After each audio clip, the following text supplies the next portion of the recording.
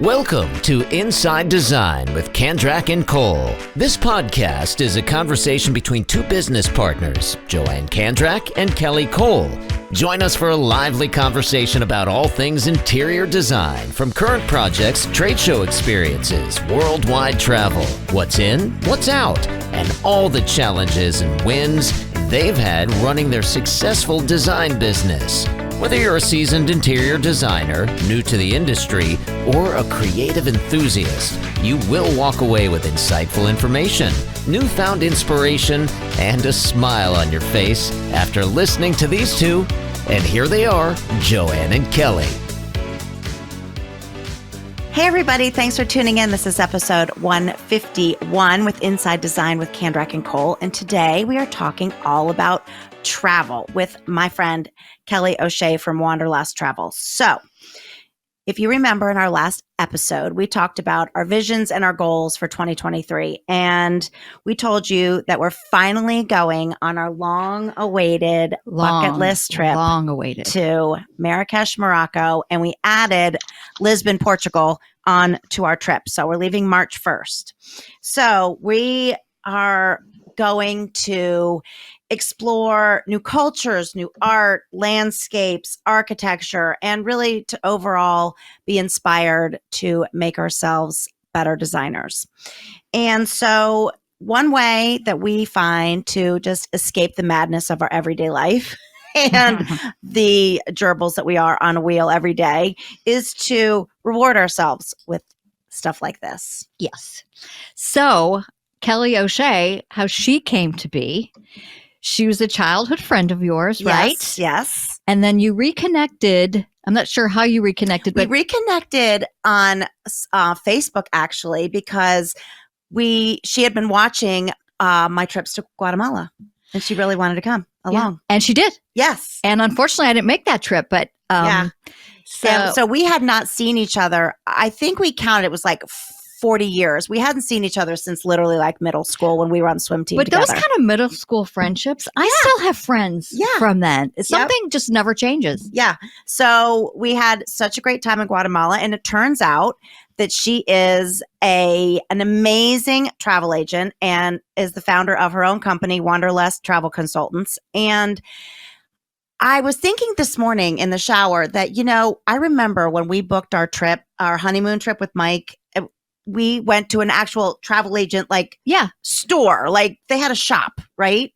And nowadays, travel agents are not gone by any means. I think they were really under the radar for a long time. Yes. But it's reemerged. Yes, absolutely. So we really believe in the benefits of travel. It is the thing that we look forward to every year.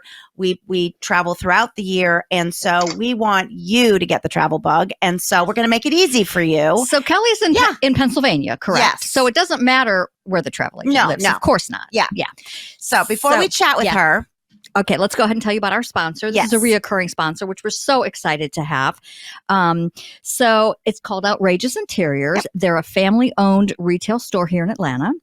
They've been around for 34 years. They've got 4 locations in Atlanta, Alpharetta, Suwanee, Marietta, and Kennesaw. They are a husband and wife team, Kurt and Patty Gosh.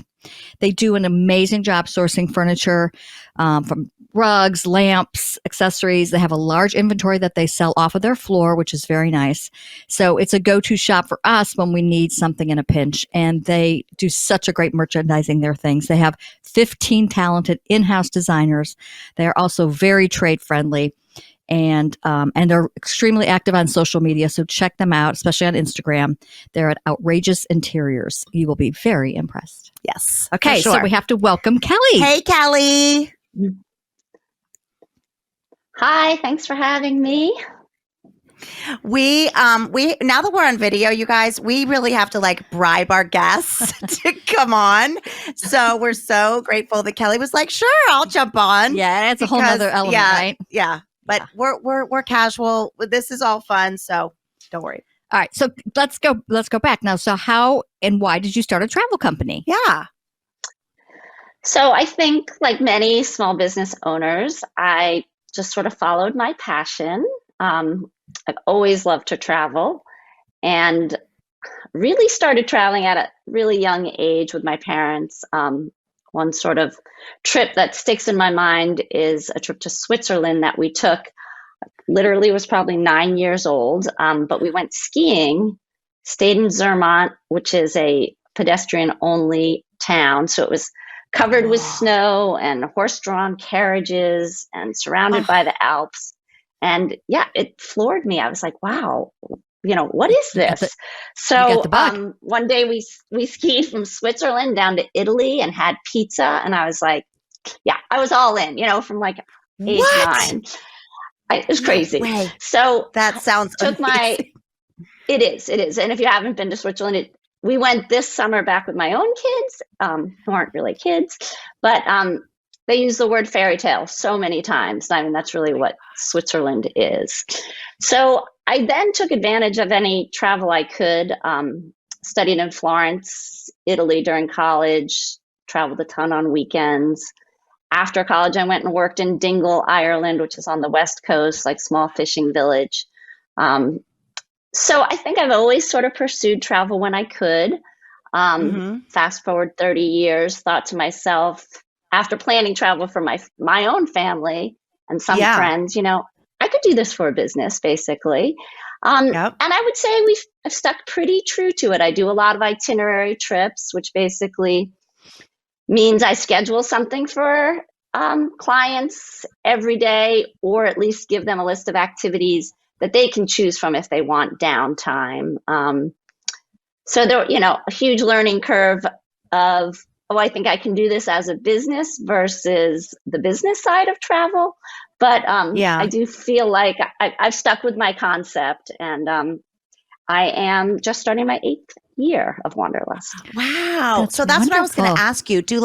When people come to you, do they come to you and say, I want to go here and I want to do this, this, and this, and I just need you to help me put it together? Or do they come to you and say, help, I need to get away and I have no clue what to do or where to go? So more people come to us with an idea. We've definitely had people who say, we just want an adventure trip, or we just want a Europe trip, and then those are fun, a little bit overwhelming, but they're fun because you just ask pointed questions. And then, these trips emerge pretty quickly because people don't want layovers. People want nonstop flights. People don't want a certain distance. So, you think the whole world's open to you, but in the end, it really isn't. I think that's so. I think that is so important. Kelly planned our San Miguel de Allende trip. Oh my gosh! And I will say, the transfers, the locations, the whole part of it was so seamless and so nice. And I think going somewhere beautiful is great, but the logistics, if you're not getting picked up on time, or you don't have a plan, your trip is not the same. So that's why I think the last couple of trips that Kelly, that you've done for us, have just been so seamless and so nice. And I think that's worth so much when you travel. And I think that's what probably scares people. Like, oh my God, I need to get away, but I can't deal with all those details. Train stations in Europe are very scary. Like it's the language. There's just a lot. So when you have someone that, like you, that can put it together, it just takes away all that like angst of traveling. Yeah. And so many people want to travel, and planning it, as you probably know, it just takes so much time. So it's interesting how travelers are now using my services, because it's like, well, I could spend all these hours picking out every little detail, or you can do it for me, Yeah. Yes. Thank you, Kelly O'Shea. So I know you are, you planned my sister's entire Italy trip that was a surprise birthday present for her that my brother-in-law did. You planned my girls' weekend to Jackson Hole, Wyoming. So what are some of the coolest trips you've planned for people, or that you're currently working on? So one of the coolest things I did recently was I have a great client who I've done a lot of trips for. His daughter was getting married, and they wanted to get married in Italy, but had no idea how to start. So I didn't plan the wedding, but I connected them to finding a villa and a town with a church that they could use. And they had families, about 25 of them went. And I do think it was a dream. I mean, the father of the bride, the guests, they were like, it was magical. And the pictures looked like a Hollywood set. It was in Noto, Italy, in Sicily. That's funny that you say that, because I feel like when I am in Italy or in Europe, I feel like it's a movie set. It's so unreal. Yes. And the pictures, of course, don't do it justice, but it does feel that way. I think getting married in Italy would be like. See, if my girls are listening, they would take that all day long. They would take a small 25-person wedding in Italy versus a big old wedding here in Atlanta or where our family is in New York or wherever, all day. Yeah. Yeah, and and then it can be a few days. It can be of course the lunch and then the dinner and then the breakfast. It can go on to some degree. And they rented. It was a like a hotel type villa, but for the night of the wedding, it was just exclusive to guests. So they had this like whole villa to themselves. Yeah. So now, where have you been? Where's your favorite place that you've been? I know Switzerland is probably one. Well, now that you just talked about skiing from Switzerland to Italy and having pizza, I mean, what could be better than that? That's right. I would say our two favorite family trips have been Croatia, and that is right across from Italy, other side of the Adriatic. So islands and beautiful water and, architecture, scenery. And we were there in the summer, so it was fabulous weather. So a little bit of like an island kind of vibe.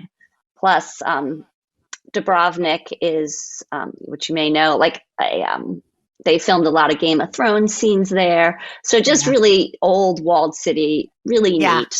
But I am very Eurocentric, I think, in my travel, European centric with my planning.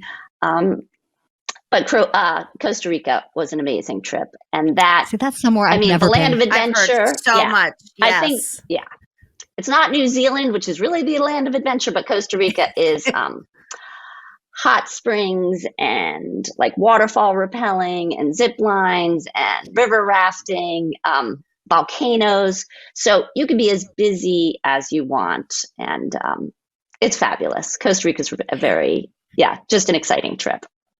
I started to brainstorm Costa Rica with you, I think, I was trying to think of a family trip, but now Mike and I are going to Italy this year. We'll push it to next year. But Costa Rica has the kind of the jungle side and the coastal and the beach side. So we were talking about like splitting our time. Yeah, a little R&R and a little action, right? I think that's the beauty of Costa Rica.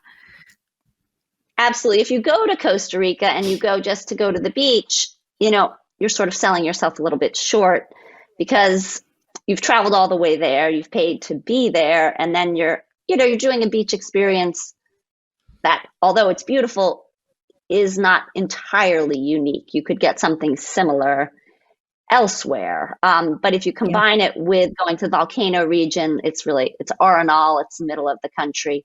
If you're going to go, you have to go for a week and do both, in my opinion. Yes. Well, I really love your opinions because I think that's what brings value to you as an experienced travel agent. I had two of our very good friends just called us and said, hey, we have Italy tickets or airfare that was canceled during COVID. We've got to use them by this September. Do you and Mike want to go on a trip with us? And we were like, yes. So we decided that between the four of us that we wanted to hit Amalfi Coast and we wanted to hit Tuscany.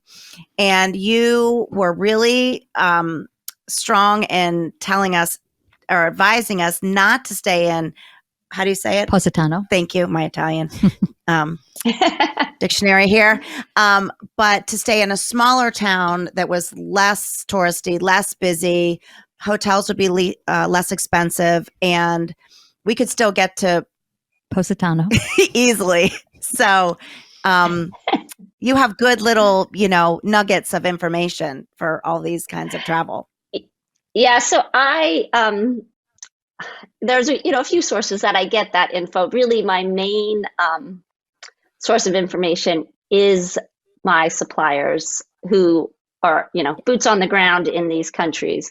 Wanderlust really tries to use local companies, small businesses like my own. So there's this. He's a sommelier. He's a driver. He's a tour guide, but he owns. It's called Wine Tours Amalfi Coast, and he does everything. And I feel like he's a friend because I've worked with him for years, although I've never met him. But he lives there. Yeah. So when you were talking about where you should stay and that sometimes you don't love the super touristy vibe, I asked him, where else can they get sort of that look of cliffside and right by the water and all the magic of the Amalfi Coast. And that's, he really guided me for you guys to stay in Praiano. So it's neat to have those relationships. Absolutely. Yeah, I've always heard that if you go to the more local places, you get a little bit more, a more real experience of what the culture is really like versus just all of the touristy stuff. Yes. So Yeah, I mean, Kelly you have to had do said some to of the me- touristy stuff. Yeah. Go ahead. Kelly had said that her favorite restaurant in Rome was, really a local family-owned restaurant. And that, honestly, Kelly, is what inspired me to say, like, okay, well, where could you stay where you're feeling like this is the Italy I'm interested in, not the Postano's fabulous, but this will be as well. Just a little bit. And we'll go there. I mean, obviously, plant. we're going to go Right. there. We're just not going to stay there. I don't know if there's any place else, not because I'm a full-blooded Italian, that there are so many places in one country that you can go to, that there are so many amazing places. Right. All of Italy is beautiful. I agree with you. Yes. There's you can't go just once. I mean, you can go 5 and 6 times easily. Yeah. Yeah. So, and I'm sorry. I mean, I don't mean to sound like a big pig or anything, but I mean, when the food is divine and you can eat your way through the country, it just is like this extra level of delicacy that, we're Joanne's already having a heart attack, Kelly, for our Marrakesh trip. She's like, I'm going to starve. I'm a very picky eater. And believe it or not, even though I'm Italian, I don't like tomatoes or wine. I mean, how is that possible? So a lot of that kind of food, I just know, and I'm not a real adventurous kind of person. If there's bread, I'll be fine. Well, yeah. You should be good. You should be good. Yeah. I told her, find 3 things that you like and you can live on that. And then we'll move to Portugal and she'll hate the food there as well. Oh, yeah. So, I know it. I've already prepared myself. It's a lot of fresh food in Portugal. Like a lot of grilled, do you like grilled chicken, grilled meat, like potatoes? There you go. It can be pretty basic. Okay. Yeah, I'll be starved by the time I get there from Morocco. Wait till I throw her on a camel and we tour the Atlas Mountains, but with her inhaler because she has allergies. But she's a brave. I'm gonna go on the camel. Yeah, so, it's a must do. Yes. You know what? I feel like Lisbon. I never used to hear about it, but over the last couple of years, it seems like for some reason this has become a really popular place. What are some other kind of places that people are traveling to right now that maybe isn't the average place? I know I think Iceland. I hear a lot of people going to. Yeah, Croatia. so Iceland was probably it was popular. I mean, not that it isn't anymore, but it sort of had its rise to people going. I know I've mentioned Sicily already, but Sicily is really having a moment. The White Lotus. I don't know if it's because of White Lotus. Yeah, I think it is. But yes, and FYI, I looked up. They film at the Four Seasons, so just let y'all know I looked at the. Yes, and it's about $1,100 a night. So go for it. Yeah. Well, I have family in Agrigento, which is I have family in Agrigento, which is a very small town, but. They have all of the what do you call those? Is that the Valley of the Temples? People are into the temple. If people are into that kind of thing, that's a very popular place for that. So and the mountain. I mean, it's just Yeah. What other places are having a moment? So last year, I would say honestly, our biggest seller was Scotland for Wanderlust, which is interesting. Yeah.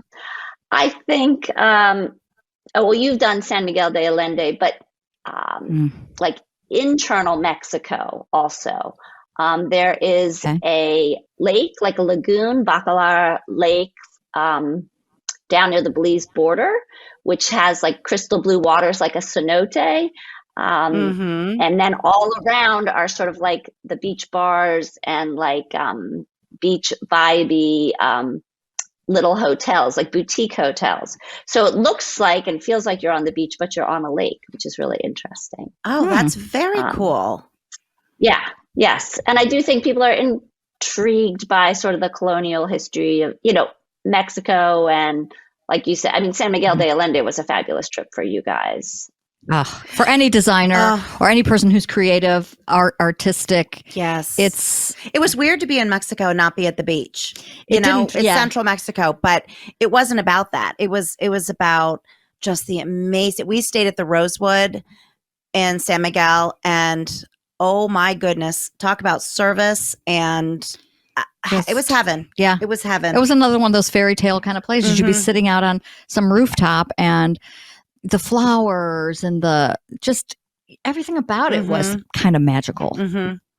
Absolutely. And you're planning a lot to Portugal, right? I plan a lot to Portugal. So Portugal is just not that far from the East Coast, especially the Northeast. The flight is less than 6 hours, I think. And historically, it's very affordable. I would say I just heard from one of my suppliers this week, Portugal's finally raising its prices after a decade. Wow. But it's been a place where you can go and, just really eat well, drink well, go on tours, do so many things for such a reasonable price point. So it's appealing to people for its how far it is and it's pretty budget friendly. So, but yeah, well, Portugal's fabulous. Those are things that matter. It offers, yes, yeah, and it offers so much because you've got Porto and Lisbon, and then you've got towns that have history, but then you've got sort of the surfer vibe and the resort vibe. It's got a little bit of everything, honestly, and great wine for sure. Oh, great! I hope they have Mick Ultra or Bud Light. I'm sure they do. We'll find you a good cocktail that perhaps you like. Okay. Yes. But yeah, so let me think what other questions. Well, what's on your bucket list? Oh yeah. Well, yeah. Tell us that. So Vietnam is on my bucket list for sure. Oh, I want to go there too. Yeah. It's just such a commitment, because it's so far. But what about Vietnam appeals to you? I would say the scenery. I would say the culture. And I'm a little bit like you, Kelly, the food. I'm all about the food. So, yeah. Yeah. And then I've always had on my bucket list one of those South Pacific islands like Tahiti or Fiji or Bora Bora. Girl, we are on the same wavelength. Yeah. Those little huts that are right in the water. Those little huts have been on my vision board for years. I remember Bali, that was Thailand. I remember reading like the bride magazines, and those were always in the back, for like honeymoons. Those and like the Poconos with the heart-shaped bathtubs. But like I do remember so similar. I do remember those huts thinking that looks really romantic. Yeah, I would just like to go and do like yoga for days and like zen out and just be, oh my gosh. Yeah. I think I would too. And it's funny, the more I know about travel now, I've heard you don't want to stay there long because that's really what you're doing. You're in this overwater bungalow and, you're enjoying the beach and, quiet relaxation time. But, it'd be a great trip to combine with, heading to Australia or New Zealand or something. Yeah. But yeah, that's always been on my bucket list. I'm the same as you. So one of the things that I love about traveling is shopping. Oh yeah, baby. So that's one of the things we're very excited to do in Morocco. But like, do people ever say, where's a good place to go? I do remember when I went to Barcelona many years ago, and this was kind of like when first internet shopping was coming out, and I was looking at things going, oh, I could get that at home. Like I'm always looking for something that I cannot get like on the internet or something like that. That's what I find exciting about we're travel. bringing 2 suitcases, one empty on our March trip. Yeah. Definitely. Yeah. And I think countries like that are places where you're going to markets or getting like local, like craft type things are amazing. Yeah. Like if I think of Ireland and I think of their Aran sweaters or blankets or scarves, that sort of, the ability to get things that you can't get here. Clients will sometimes say, oh, where can I shop in Paris? And they want to go, to the department stores. I'm with you, Joanne. That doesn't make a ton of sense to me. But, Guatemala, my gosh, there was so much amazing shopping. I wish I'd had an empty suitcase for that trip, honestly. Yeah, for sure. Yeah. And, to put an interior design spin on this show, I will say that every time we walk into a person's home and we're getting ready to kind of refresh, especially stylize, everybody has built in somewhere in their house or a bookcase or whatever. And we'll say, so do you have any mementos, from travel or from things that are important to you or things you've collected that you'd like us to display in a new way or what have you? And you wouldn't believe the amount of people that say no. Mm-hmm. And really? But the ones that do, have the stuff, it makes their home. It really makes the home. It really has a different feel to it. Yes. If it has some really unique items that they've collected, it isn't just something they bought, at a store. Absolutely. And we talk a lot on the show about art and about, every time I travel, I buy a Christmas ornament from that place. I also try and buy a small piece of art for my gallery of littles, just something to always try to have that memory. A lot of times when you're walking around, there are artists on the streets. I've gotten a couple of great pieces. Guatemala has a lot. In Italy that cost me nothing that are absolutely amazing. Uh-huh. So buy the stuff. Buy the stuff, people. Take the trip and buy the stuff. Yeah. Yeah. So when you do shop, like if you shop in Morocco, are you just bringing things home for yourselves, or are you trying to? I'm trying to purge for my house. Gifts. I'm buying gifts, and we'll probably buy some things just to have on hand for accessorizing for clients or whatever. But mostly we're not. Gifts. We probably won't do a big shop for clients like some of our friends do, who go and they bring truckloads home for their stores. I would say, because we have a great translator host that's going to be with us the whole time, Habib, but he, I don't know the lay of the land. Like we got to figure that out for maybe another trip, but we'll probably just be buying some special things for ourselves and easy things for clients that we can bring back. Yeah. And I wonder if you'll be doing all of your shopping sort of in that Medina, like the historic marketplace. Oh my God, we've heard from so many designers that have been there. They're like, I just can't wait. It's getting close now. And I think the other part, which we really didn't talk about this, is having it planned and having it to look forward to. Like if September, like you have that to look forward to. And then as it gets closer, like right now, March 1st, it's getting a little closer. And so then you start to get that sort of excitement. It gets your juices kind of going. Like absolutely. Because I think like January and February, March are just, I don't care where you live, they're just not the greatest months.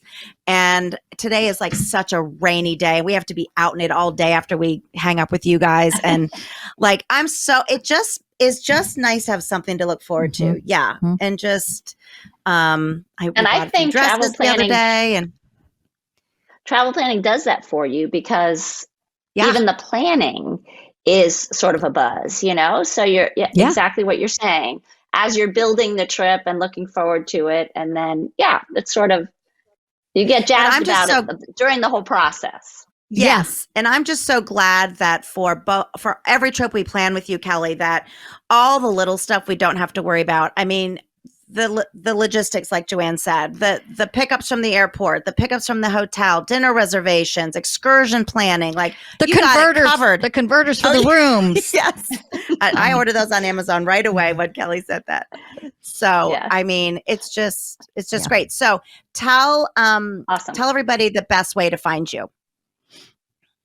So the website is, I think you'll see the link, but it's wanderlusttc.com. So like Wanderlust Travel Consultants.com. Yep. And that's really the best way. You can submit a request. On the top, you'll see contact us, and then it just generates an email to me.